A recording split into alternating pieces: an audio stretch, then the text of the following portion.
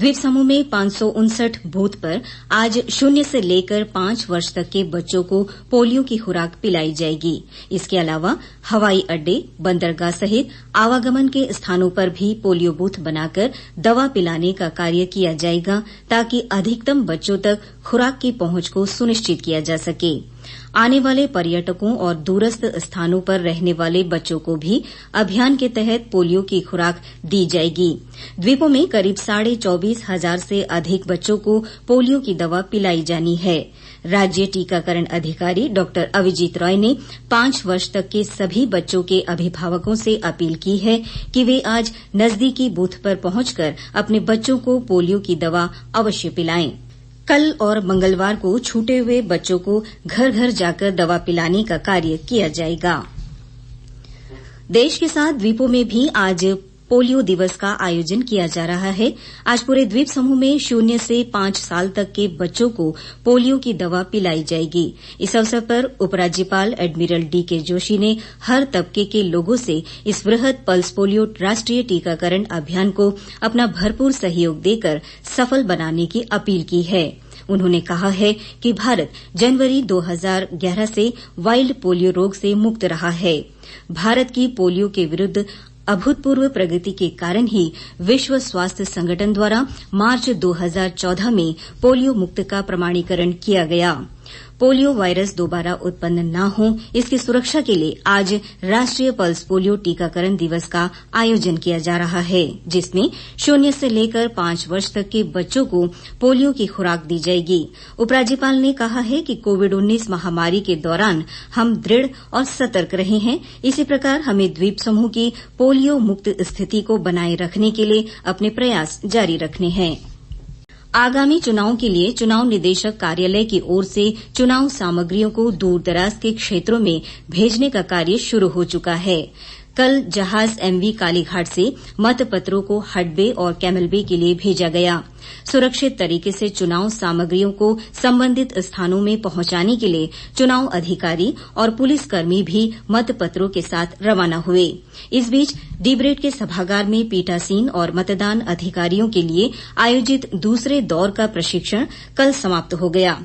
इस प्रशिक्षण में मास्टर प्रशिक्षकों ने पावर प्वाइंट प्रस्तुति के माध्यम से प्रतिभागियों को उनके कर्तव्यों और जिम्मेदारियों की जानकारी दी। द्वीप समूह में कल कोरोना पॉजिटिव का एक भी नया मामला सामने नहीं आया, जबकि 3 मरीजों को डिस्चार्ज किया गया।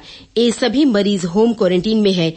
द्वीप समूह में टेस्ट पॉजिटिविटी रेट 1.43% है। महीनों बाद पोर्ट ब्लेयर मुख्य भूमि के बीच जहाजरानी सेवा फिर से शुरू होने जा रही है।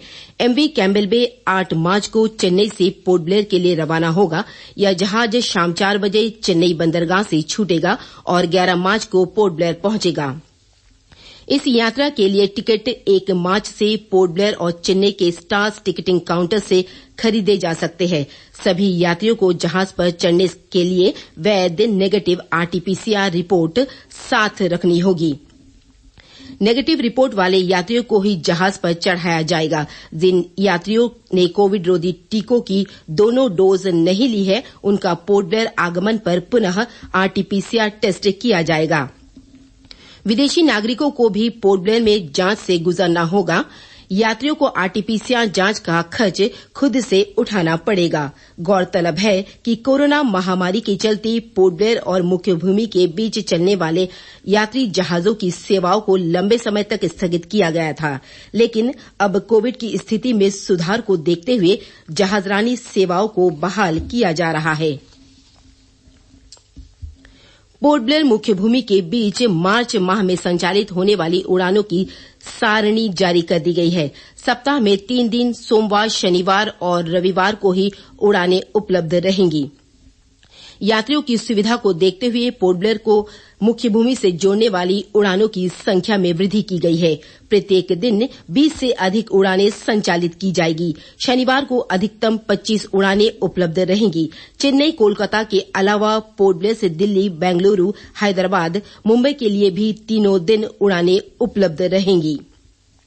विशाखापट्टनम के लिए रविवार और सोमवार को सीधी उड़ान उपलब्ध रहेंगी, जबकि विशाखापट्टनम से पोर्ट ब्लेयर के लिए सोमवार और शनिवार को सीधी उड़ान उपलब्ध है। पोर्ट ब्लेयर से आखिरी विमान शाम 3:45 पर उड़ान भरेगा। भारतीय विमानपत्तन प्राधिकरण ने 26 मार्च तक के लिए उड़ानों की समय सारणी जारी कर दी है, जो 5 मार्च से लागू होगी।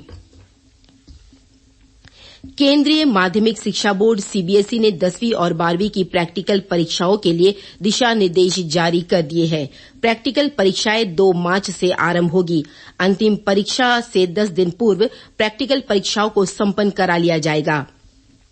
परीक्षा शुरू होने के साथ ही इनमें अर्जित अंकों को अपलोड करना शुरू कर दिया जाएगा। कोविड नियमों को ध्यान में रखते हुए प्रैक्टिकल परीक्षा आयोजित की जाएगी। भीड़ से बचने के लिए स्कूल 10-10 विद्यार्थियों के बैच बना सकते हैं।